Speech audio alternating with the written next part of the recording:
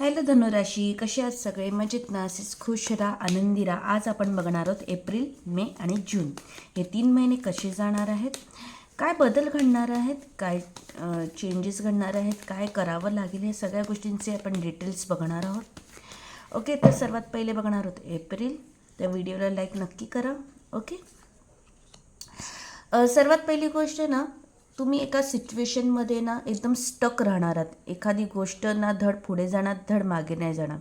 म्हणजे एखादी जी गोष्ट असेल, एखादी क्रिया असेल, एखादी घटना असेल, तर त्याच्यामध्ये तुम्ही स्टक राहणार आहात आणि नाही तुम्हाला त्यात म्हणजे इच्छा जरी असेल त्या परिस्थितीतून बाहेर पडायची, तरी तुम्ही पडू शकणार नाही आहेत. अशा अडचणीत तुम्ही राहणार आहात. पण डेफिनेटली त्यातनं मार्ग निघेल आणि तो मार्ग तुम्ही स्वतः विचार आणि स्वतःच्या डिसिजनने तुम्ही तो एखादा स्वतः निर्णय घेऊन स्वतःच्या डिसिजनने तुम्ही त्या सिच्युएशनमधून बाहेर पडणार. नाही तुम्हाला कोण हेल्पला असेल, नाही काय. त्यामुळे तुम्ही तितकेच स्ट्रॉंग राहून त्या घटनांना किंवा त्या सिच्युएशनचा विचार करून त्यातनं बाहेर पडण्याचा प्रयत्न करणार आहात.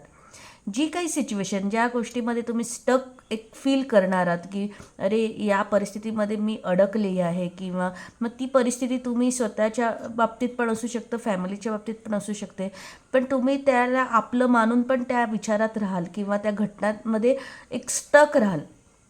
ओके, तर अशा पद्धतीचं थोडासा एप्रिल महिना राहील आणि सुरुवातीचा एकच आठवडा तुमचा एकदम सुरळीत आणि छान जाईल, पण बाकीचे सगळे आठवडे जरासे स्टकमध्ये जाईल, जरासे ओव्हर थिंकिंगमध्ये जाईल आणि असं होईल की घटना घडेल की नाही पुढे, ह्याचा काही निर्णय लागेल की नाही, या गोष्टी पूर्णताला जाईल की नाही, अशा स्टक सिच्युएशनमध्ये एप्रिल महिन्यात राहील. पण येस, तुम्ही त्यातनं मार्ग नक्की काढणार आहात आणि जो काही निर्णय असेल तुमचा, जे काही डिसिजन असेल तो योग्यच असेल, इतकं मी नक्की सांगेन.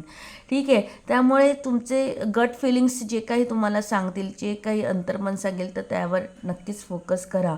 आणि सर्वात पहिली गोष्ट की लोकांच्या काही काही असे घरचे किंवा काही मित्रमंडळ असू शकतात की ते तुम्हाला काही प्रकारचे सल्ले देतील, पण ते सल्ले चुकीचे असतील असं मी म्हणत नाही. पण त्यातनं जो काही एक मार्ग काढायचा असेल, तो तुमचा स्वतःचा एक डिसिजन पॉवर तुम्ही निर्माण कराल. त्या सिच्युएशनमधून तुम्ही बाहेर पडणार तर नक्कीच. ओके, तर मंथ एंडिंगपर्यंत तुम्ही त्या सिच्युएशनमधून बाहेर पडलेला असाल, एवढं नक्की. आता बघणार आहोत आपण मे महिना तुमचा कसा जाणार आहे. ओके,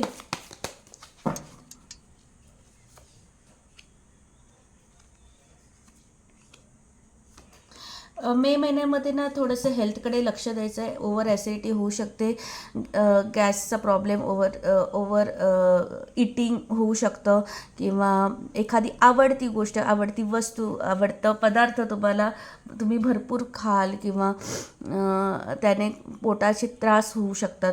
तर थोडंसं हेल्थकडे लक्ष द्यायचं आहे. मे महिन्यामध्ये ना आर्थिक स्थिती सुधारण्याला एक संधी भेटेल किंवा असा कुठला तरी मार्ग तुमच्यासमोर येईल, तर त्याच्यावर तुम्ही काम कराल आणि त्यातनं एक ॲक्च्युली ना तुमचं एप्रिल महिन्यामध्ये सुद्धा पैशाला घेऊन थोडंसं तुम्ही एक ओव्हर थिंकिंगमध्ये राहाल आणि तो मार्ग तुमचा पूर्ण इथे मे महिन्यात होतो आहे. काहींच्या बाबतीत हे लागू होईल.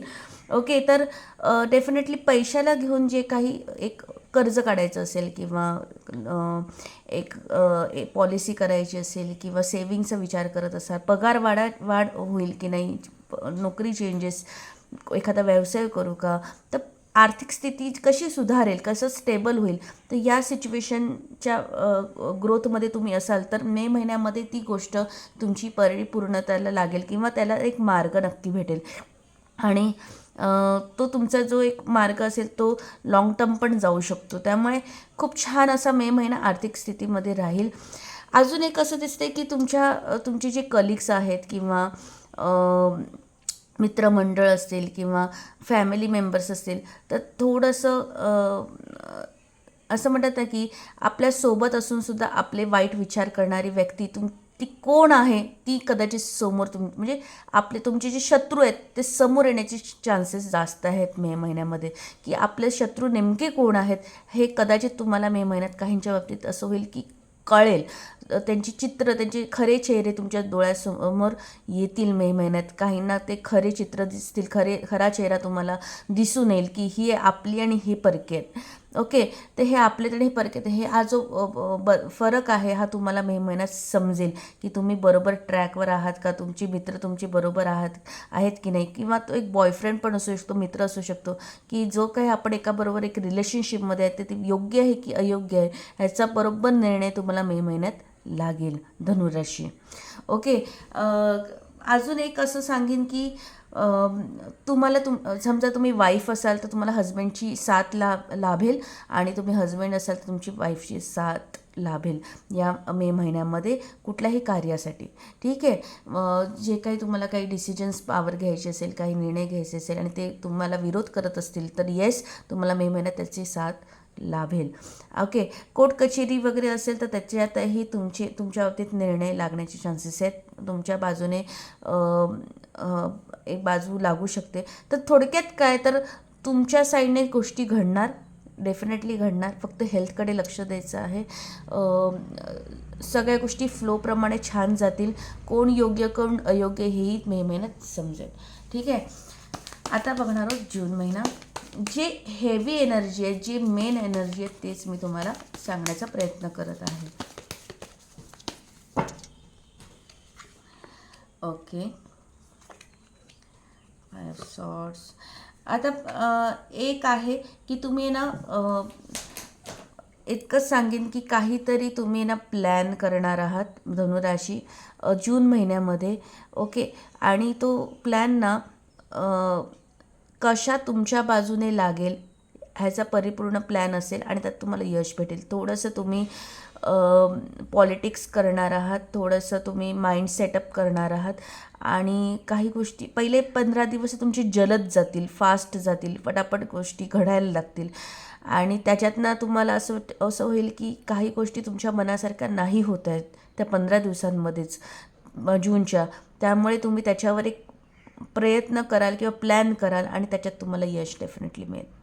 ओके, त्यानंतर थोडंसं जून महिन्याच्या एंडिंगला तुमचं कदाचित फॅमिली गेट टुगेदर किंवा फॅमिलीची भेट किंवा जुनी मैत्री किंवा अशा पद्धतीची भेट दिसते आहे आणि ती खूप सुंदर आणि छान अशी जाईल. प्रवास दिसतो आहे, तो प्रवास देखील तुमचा मी तर म्हणेन विमानाने प्रवास करू नका अजिबात.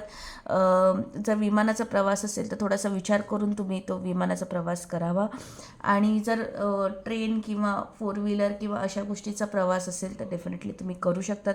पण बाहेरचा आणि अगदी लांबचा प्रवास तुम्ही टाळावा असा मी सल्ला देईन जून महिन्यामध्ये. ओके, सो अशा प्रकारे होते हे एप्रिल, मे आणि जून. तर व्हिडिओला लाईक नक्की करा, सबस्क्राईब नक्की करा. Thank you so much, bye.